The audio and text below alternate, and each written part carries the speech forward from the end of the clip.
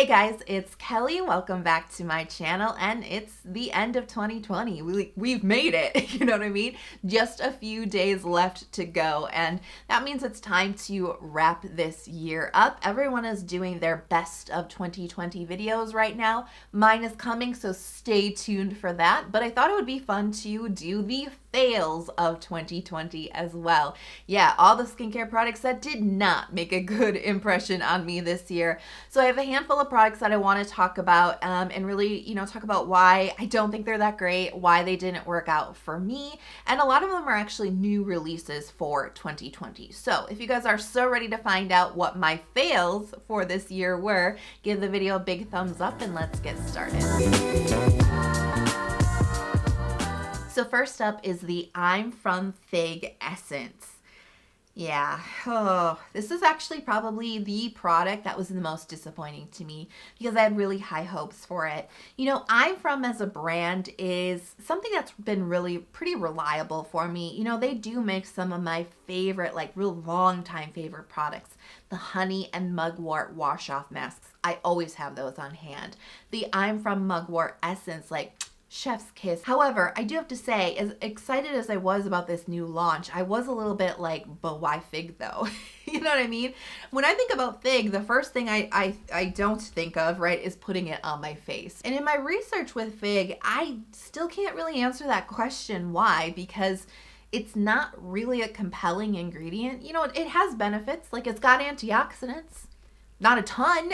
It's got some, right? It's not the most antioxidant packed skincare ingredient, but I'll take it. Some is fine.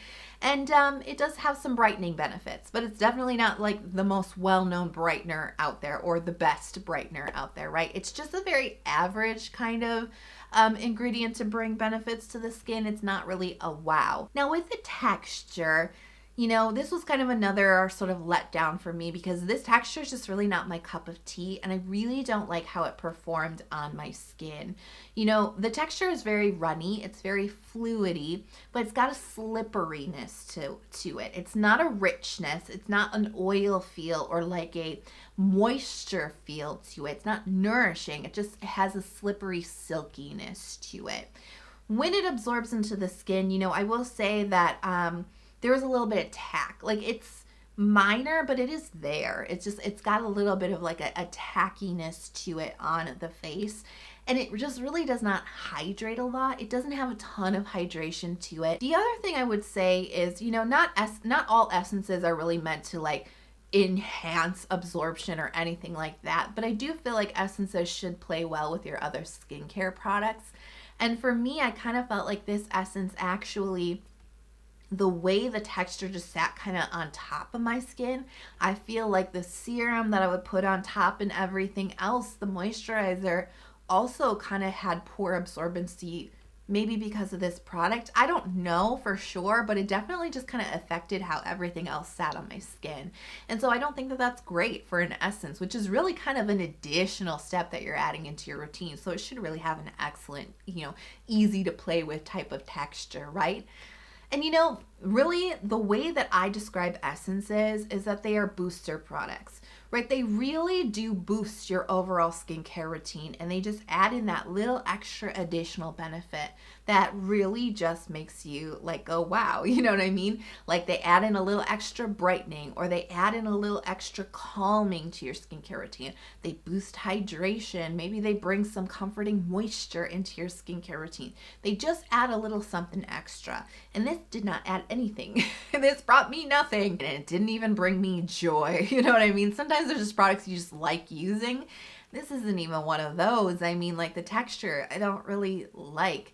There was really no benefit that I saw on my skin at all. I couldn't really get past the texture, to be quite honest with you, but really no benefits. It really did not enhance the rest of my skincare routine. It actually detracted from the rest of my skincare routine. It's just a huge disappointment. It really was all around. It didn't irritate my skin or anything like that, but it just really did not wow me with benefits. It's just, Yeah, overall, it's just a very lackluster essence. So next up is a new release from Cosrx, their Retinal Serum. Yeah, Retinol in K-beauty is not that easy to find. Like, it's just not a big thing in K-beauty the way it is in Western beauty. You can find lots of retinol products in Western beauty, but in K-beauty, you can find some, it's just not a big part of their philosophy. They don't necessarily have a huge interest in acids, exfoliation, retinol, vitamin C.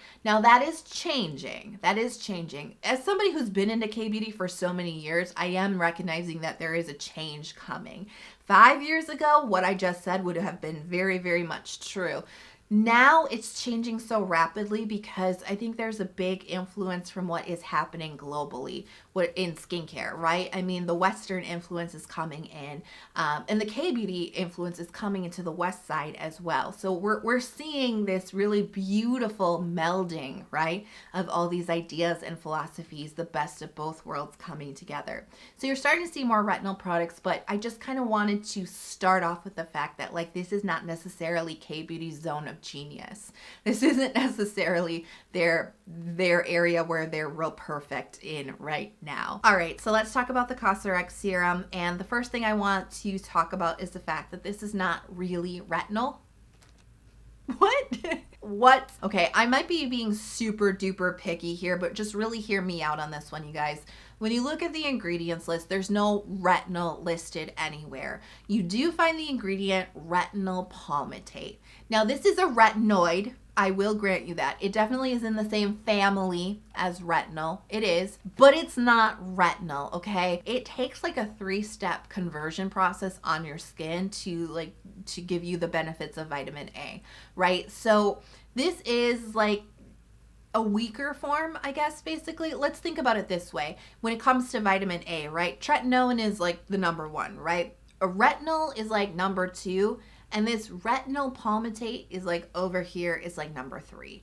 So that kind of just gives us an idea of like where this ranks in the retinoid family, and that's why I really say this is not retinol, because that's kind of over promising benefits that this product just, and this ingredient just cannot deliver for your skin. It just can't. I will tell you, I used this product for a while.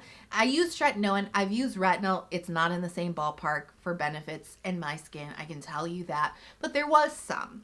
It definitely is gentle enough to use for sensitive skin. There was some like cell turnover, some kind of little brightening, definitely, but it just wasn't anywhere near that. I think it could be good for sensitive skin, especially if you're kind of trying to get yourself used to retinoids so you can work yourself up to retinol or tretinoin. Knock knock from the future. I'm actually currently editing this video and I'm making the ingredient card for the Cosrx Retinal Serum, and I made a huge mistake, and so I have to correct it. I did think this was a fragrance-free, essential oil-free product. It is not. It does contain juniper oil, which is an essential oil. So I am really sorry. I think I have spoken about this once before on YouTube, and I may have misstated that it's a fragrance-free product. It is not. So I do apologize if this caused any problems or confusion. I will tell you, when I did use this product back in July, August of this past year, it did not irritate my skin. Honestly, it really didn't. I didn't use it super duper long term, so that may be why, or maybe it just wasn't going to trigger a reaction in my skin. Either way, I don't like essential oils, so I'm not really feeling that great about this right now, but my opinion on this product has not changed at all. And in fact, I think it's gotten probably worse because this product stinks.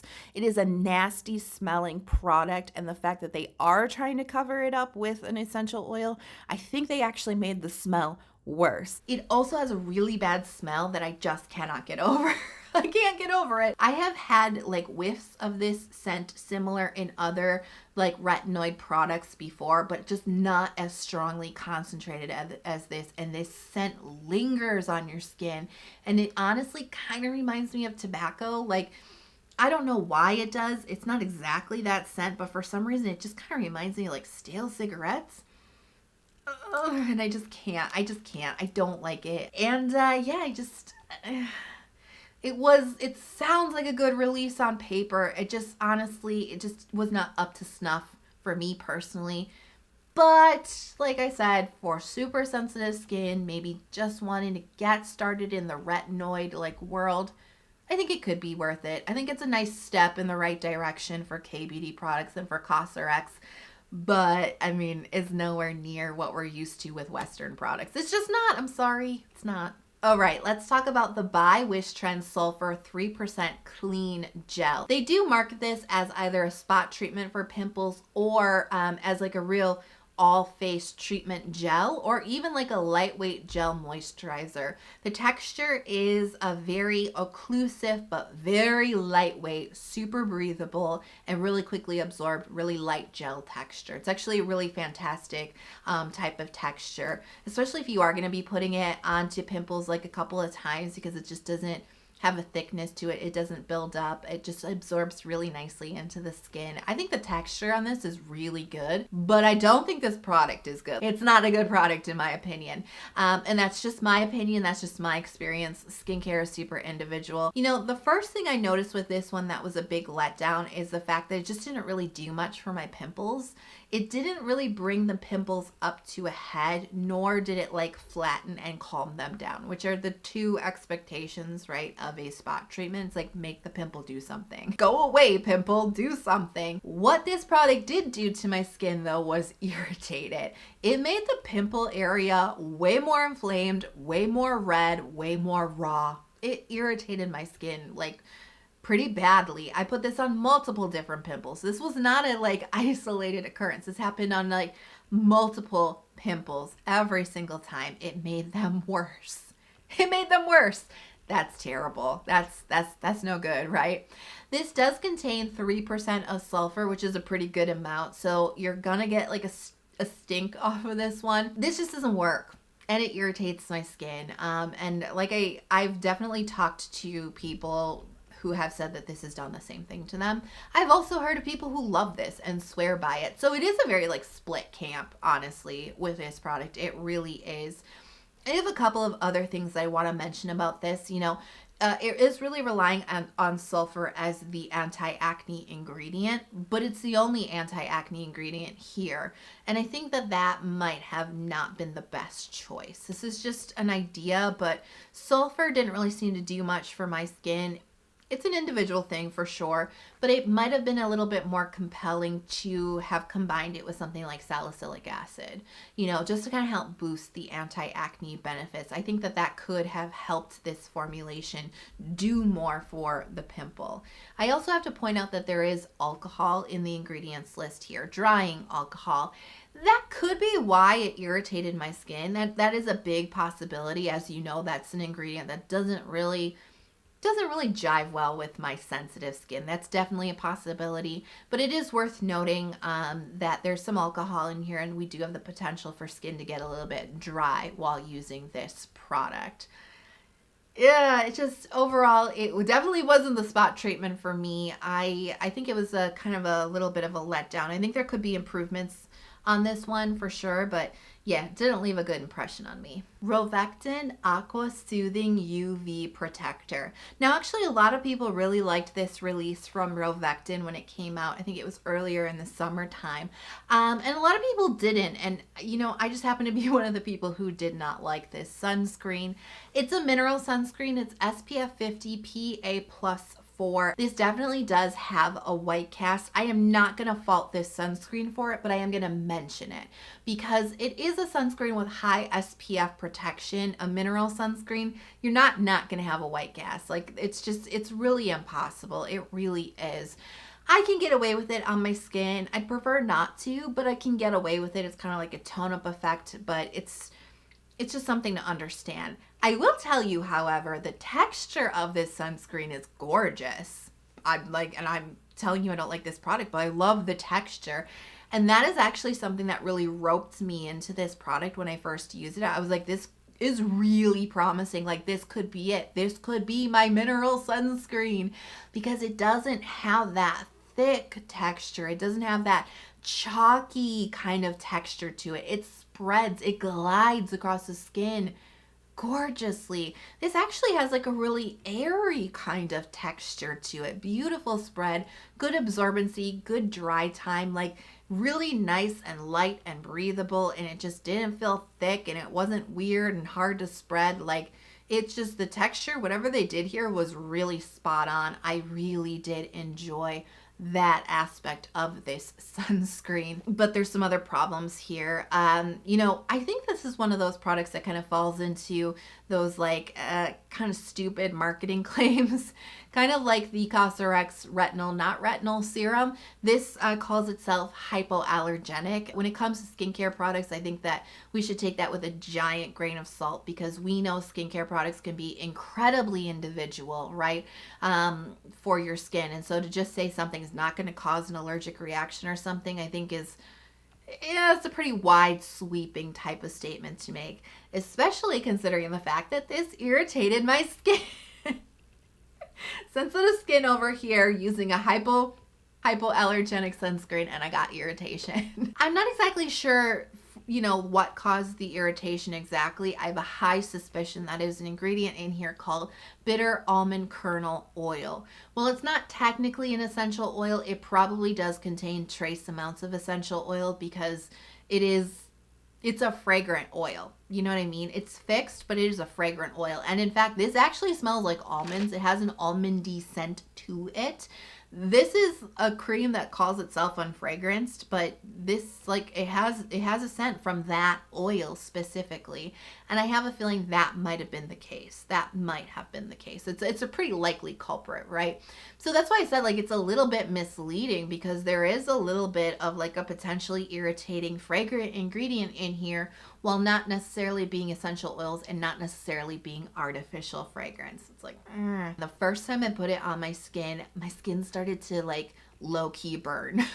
It wasn't high-key burn, right? It wasn't like, oh my God, but I could just feel the stimulation happening like immediately after application. I washed my face because I freaked out. I was like, I'm not down for irritation today.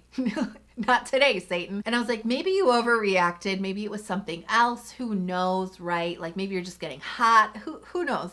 So I did try it again when I was like a little bit calmer, right? And I was just like, I'm going to try this out again. And the same thing happened. It burned my skin, like no doubt. My skin just really reacted to this. It wasn't the worst irritation I've ever had. I think if I had continued to use this, it would just have gotten worse. But yeah, it definitely just triggered my skin in not a good way. I did actually hand this off to my mom to test because I needed a second opinion before I started sharing any thoughts on this. And she didn't like this either. She had no problems with irritation, but she said she felt like it didn't actually play well with her makeup. Like it made her makeup really patchy, and it really dried her skin out. Like it made her skin feel super dehydrated and dry in a pretty bad way. So I feel pretty confident putting this on the fails of 2020 list. My individual skin trigger aside, I just don't think that I just don't really think this is an excellent mineral sunscreen. Besides the texture, which I think they really excelled on, I don't think they excelled in the other areas where it really makes a difference. Now, I think this next product is actually the only product on this list that was not a new release in 2020, but it was still a new product to me, and that is the Nacific Jeju Artemisia Essence. Yeah, this should have been a home run, right? Like, you guys know me, right? What are some of the things that I love the most when it comes to skincare? Mugwort. I love it. I rave about it all the time. Essences, right? Those two things coming together in one product. It should have been a no-brainer, right? It should have been amazing. And it just wasn't. So I actually bought this product specifically to include in my Artemisia this or that video that I did earlier in the year, comparing all my favorite like mugwort essences. So I wanted to try this one out specifically. And unfortunately, this is actually the first product I've ever tried from Nacific, and yeah, like I don't have a very good impression right now, but this is a single extract mugwort essence. So they're just using mugwort. They're not boosting it up with any other like star ingredients here. But the variety of mugwort extract that they're using, I think this is really the key here. It's not an extract that I've seen used across any of the other mugwort products that I use. It's a different extract. They're using Artemisia lavendulifolia extract. Probably said it wrong, but this is not like the same mugwort extract that you find in the I'm From essence or the Misha essence or anything like that, right? So it is a little bit of a different variety, and I think that's the key here, because the biggest thing I notice with this essence is it really doesn't bring those big mugwort benefits to my skin. You know, the reason I love mugwort so much is that it calms and soothes my sensitive skin so well. It really reduces redness. It reduces inflammation. It makes my skin, if my skin is feeling irritated, it usually brings really fast relief to my skin. Like mugwort is just like a sensitive skin, like best friend.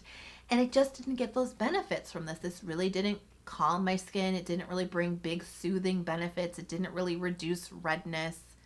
It didn't really do anything.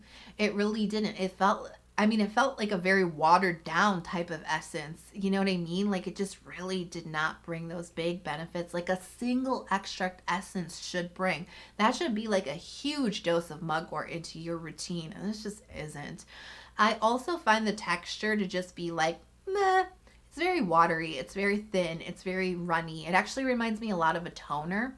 Like it's not quite a first essence texture, and it's not quite like a traditional essence texture. Traditional essences, sometimes they have a little bit more heft to them, you know, a little bit more body maybe to them. This doesn't have either one of those. This actually feels like a toner.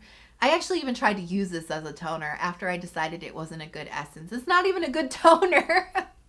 And the reason why it's just not super duper hydrating for the skin. It's just like, it just feels like mugwort water, but it just doesn't feel supercharged. It doesn't feel super powerful. It doesn't feel super mugworty. It's just, yeah, it's watered down mugwort, and you would think that'd be okay, but yeah, it's not okay. It's okay. You know what I'm saying? So this is a big disappointment because, like I said, high hopes. First product I tried from this brand, and it just, yeah, I just really don't like this one. So those were the fails of 2020. I think it's just as important to share the products that didn't work as it is to share all the products that do work. And speaking of products that do work and are excellent, the best of 2020 is coming, and it's going to be epic. So stay tuned. If you're not subscribed to my channel, you want to catch that video, make sure you hit subscribe and turn on notifications so you don't, miss when that video drops, because I promise you it's going to be a really good one. Lots of fun. I hope you guys are having a fantastic day. I can't wait to see you in the next video. I do want you to drop in the comments, by the way, your fails of 2020. Let me know so that you can warn me off of some of the products that didn't work for you. So drop those in the comment box below.